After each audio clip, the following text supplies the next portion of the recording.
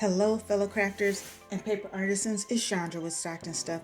I am here getting my December 2021 sheet load done while making Christmas cards for 2022. It has benefited me to make my cards while the Christmas stuff is still out. And also, what I'm trying to do is work through some of these old Michael's hot buy pads from a couple of years ago, so I can like kill some pads because I did buy new ones this year. And I know I keep saying I'm not, but they're good for making cards because they're not double sided. I have trouble using double sided sheets for cards because both sides are so pretty. So these help me to not be conflicted on which side of the paper to use. So here is the sketch, and I used different sets. So I used the Winter's Night. It is a 2018, so I have had it, I have hoarded it. I went all over the country looking for this. Well, not on purpose. I was traveling and I was trying to find it because I wanted this set specifically for the Black Angels. I don't know how many people got it. I can't remember if I got it in my town or out of town. I had other people looking for it for me as well. I am pretty much done with this. I have a few pages and some tags, but I think I'm going to do the remix that I saw Call Me Crafty Al do because it also it had an opportunity to use some of the tags. And so here are the cards I did, and I'm going to show you this oval. I ended up using pieces from the tag cut apart page, and they didn't quite cut oval, so I added some other little pieces to kind of cover up the misshape. But I fell in love with this, with the idea of printing the printed paper, and so I actually did that with both sets.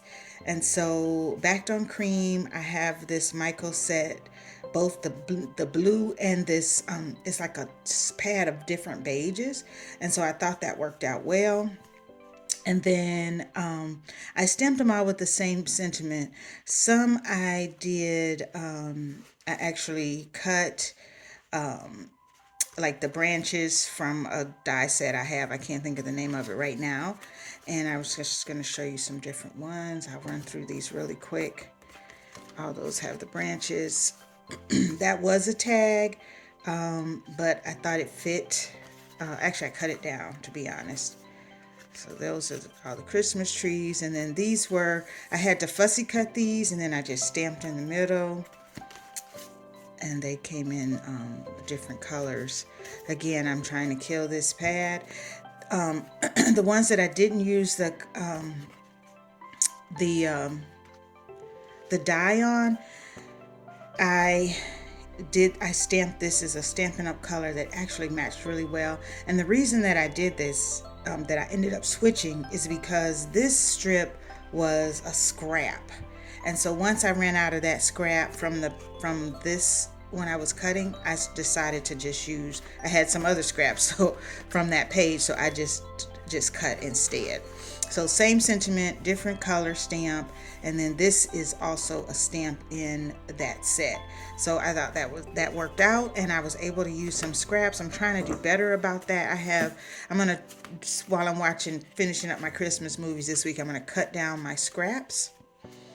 And so these are pretty much the same, except for on that misshapen oval, I added a little something there.